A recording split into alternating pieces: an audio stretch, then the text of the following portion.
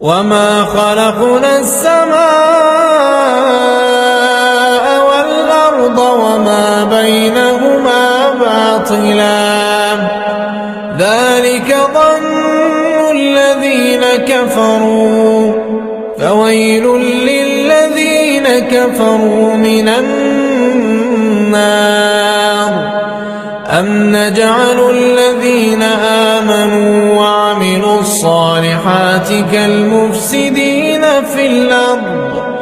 أم نجعل المتقين كالفجار